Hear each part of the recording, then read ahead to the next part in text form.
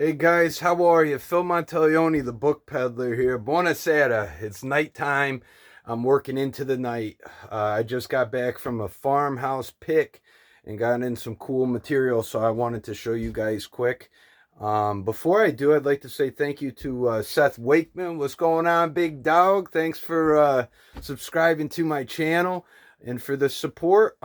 Seth makes beautiful American flags out of wood, and it's like they ripple like the wind's hitting them, and he paints them. They're gorgeous, and some point I'll buy one. Maybe after I pay my taxes here, after I get my extortion fees for New York State paid for. Besides the point. If I can find a link for Seth, sorry, I'll put it in the description below.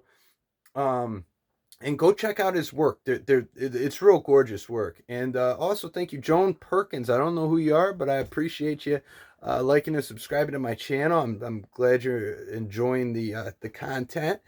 And so, anyways, yeah, I want to show you that stuff. Before I do, I'll show you. I boxed up some books I'm shipping out. This one I've yet to. This is a German Bible. Sold that for $30. I forget where it's going, but this is a 1886 book on Bradford County, PA, sold for $150. That's going to North Carolina. This is a book set on the Adirondacks, $75, going up to the Adirondacks. And these were 3 tractor books by Crestline. Sold them for $100. Look at that packing job. That's freaking perfection. I don't care who you are. So anyhow, yep. And this is a large rat I shot years ago. I'm joking. It's a kangaroo from Brazil, actually. How random is that, huh? Very soft. But okay. Without further ado, let's get to these farmhouse books. What's really interesting about this is that the books that I thought would have more value than the others turned out to be the exact opposite. I knew the other stuff I got had value. It just shocked me in terms of the kind of value it did have. So let me take you through, and I'll show you the ones that I thought I had. I'll show you the little tricks and stuff with things. It's really easy to get a little bit screwed up with this kind of business, and you can't know everything. So when you go into a pick cold like I did this one, you just got to evaluate it to the best of your ability and make a reasonable offer, which you think is reasonable, and try to make it work. But anyhow, let me show you some of these. There's the table. And actually, before I do, I want to show you guys something. This came in 3 weeks ago. I didn't take video of it. Came in with a bunch of books. This is The Prince and the Pauper by Mark Twain. This is a first edition. Beautifully held, profusely illustrated. Franklin Press is on. Let me get this open. Franklin Press is the correct press, first American edition. Behind the title page, so there's someone's book plate in it. So this is a first American edition, first issue, first print, first state, Class A binding. Everything matches up, right? Wrong. It's second state text. And I'm going to tell you the difference of what that makes. On pages 124, I should flip through while I talk, 263 and 362, they were corrections to individual words made. This book, without the corrected text, sold recently for $1,000. With the text corrected, it devalued this book by $500 to $600. So another very good example of how tricky it can be in trying to determine what you actually have in your hands and what you're actually buying. Now, if you were at an auction and this book came up, it would be absolutely proper for them to say that this is a first edition, because it is. Except if the auctioneer or whoever was doing it didn't understand that it has its points that take away from it, the corrected text, you would buy this and get all screwed up and be out of money if you paid too much. So very, very unfortunate. But anyways, that's that book. It's still a beautiful book. To anybody interested, it's up on the seller site. Now let me show you a couple books from the Farmhouse, and the ones that really kind of tricked me good. The Complete Boxer. Now this is a very beat up book, but I looked at this book. I said, wow, this is early boxing history. This is 1913. The value's got to be there. 1914, excuse me. And obviously it's got its issues, but if a book is so significantly rare that some of it can be overlooked. But unfortunately, I'm gonna be lucky to pull $40 out of it, and or hope to pull. And I just thought it was so cool, the illustrations. But it's what I'm working with. So look at those hand wraps, Roman Castus. Not familiar with that at all. Look painful. They don't look like my hand wraps. Oh, someone drew on that guy, huh? You got an old hammer coming down. All right. So anyways, that was a shocker. Another shocker I'll show you was this book, Squirrels and Other Fur Barrows by John Burroughs. Again, rough shape. Let me see if that can focus in. Rough shape, but it's 1900. And bear with me. Let me get to this title page. Look at the fox there. 1901. Really cool book. Riverside Press. Again, not very valuable. I know a guy who specifically collects Burroughs books, and I thought this had more value than it did. I was wrong. So muskrats, okay. And I'm going to show you two more that were surprising before I get to the ones that are a lot more significant. The Lost King of Oz.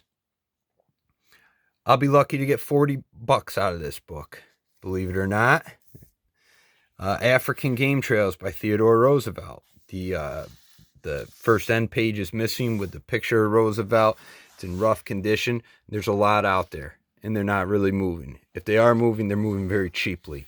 So those are big surprises. They're great books. I mean, they're desirable, but not as desirable as I had initially thought they were. But let me take you to the gems of the lot, okay? I'm going to start here. This is the Grand Canyon of Arizona. And this was published, I believe it was 1913. And these are the Kolb brothers, Kolb. Look at what they're doing. They're hanging off a rope to get a picture. And they were exploring the canyon in 1911, and they made a film on it. And this book is a first edition, and they were pioneer photographers. It's got slight corner wear. There's a little small tear to the spine, but that's its original binding there with a string. Now these photos, look at that, are tipped in. Look at that. And they're called monochrome photographs. And I'll turn the pages as I talk about them. They had a photography studio at the edge of the canyon, okay? And what they did was in 1911, they navigated the Colorado River successfully, and they filmed their journey. And they were out on the river for 4 months. They had zero experience on the river, no boating experience. So it's quite an impressive feat. And this is their photos that they took on that trip. And they would show that film became very famous, and famous in the sense of people who visited there. They'd run it in their studio, and they ran it up until 1770 or 1976. True trailblazers and adventurers. So impressed with people like this. They're inspirational. Now this book, I've seen asking price anywhere between $800 to $1,600. Now you might go, oh my gosh, you hit gold. And it definitely has a great value. The issue is I cannot find any sales of this book.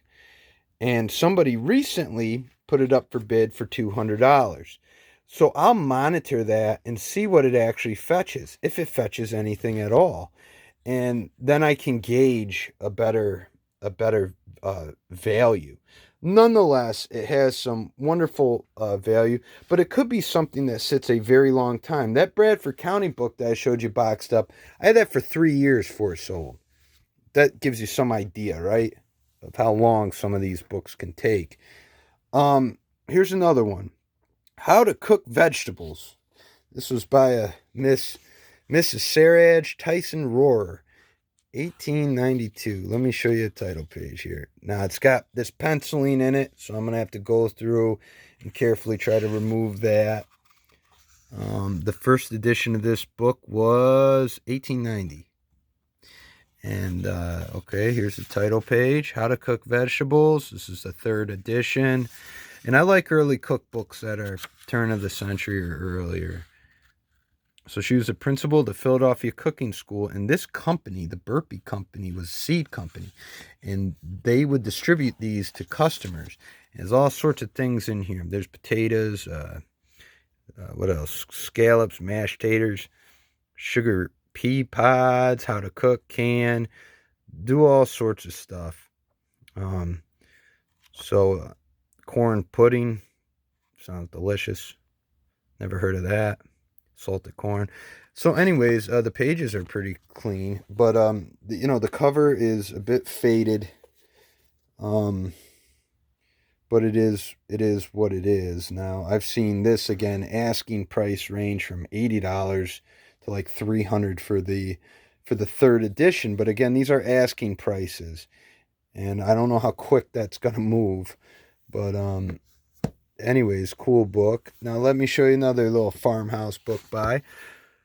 Locals will probably like this. Rural Directory of Broome County. And look on the edge here. That's fine. Better shoes for less money. Endicott Johnson Company. EJ's. They're a shoe company here locally. And, well, the county over. Very close to Broome. And this is so cool because it's just filled with advertisements and pictures. And I mean, Binghamton was had such a booming economy. I think there was over like 300 industrial plants. And this I should be able to sell locally, within time. Whitney Point. What a cool book. Cool for local historians or just people that really enjoy their local history. So, very cool. And now I'll show you a couple more. I can't show you everything. It's just too much. Handbook of Nature Study. This is a 2-volume set, 1914 Ithaca. And to my understanding, it's a fairly rare set. The first was published in 1911. It's by Anna Botsford Comstock. And I'm going to have to do a little research before I put up these books. The second one has damage, but in terms of pages being basically taped in, but it's still all there. And I'll just flip through it. It's a really cool work, definitely desirable. I just have to do the work to gauge a value on this set. And then it'll be up on the seller site. So very, very cool. So yeah, these were some of the finds. I'll just show you these really quick. I actually have this same set. It's called Our Islands and Their People. I have this same set I actually showed in a previous video when I was cleaning out my hallway and doing a bunch of different nonsense on it. But I found these there, and if I didn't know their value based on the ones that I had, I'll show you a beautiful picture here. Well, here's the title page. Big book, so bear with me.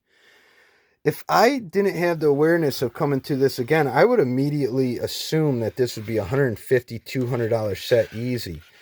But that's just not the case. Let me show you this beautiful photo. Or painting. I mean, it's filled with stuff like this. But it's just not the case. I'll be happy to get $60 to $80 for this set. But that's just how it goes. So experience led me to make the right offer on this. And, so you see there's money to be made, but it'll take time to sell some of this stuff. More time than what most people think. But anyhow, I think that'll about do it. I don't want to keep ramble on, and I can't show you all the material, but I get so excited about stuff like this because it's like Christmas, you know what I'm saying? So it really gets me going. But here's where the work comes in. I gotta clean them, I gotta market them, I gotta find them buyers, and that's just how it goes. Not exactly my favorite part of doing it. My favorite part is going to find the material. So I hope you all enjoy this video. If you haven't, please like and subscribe to my YouTube channel. You can stay up to date on more big book picks like this. I play a little music on there with people that come through. You might get a book review out of me again at some point. I'm working on it. And so anyways, take care, everybody. Until next time, I'll see you later.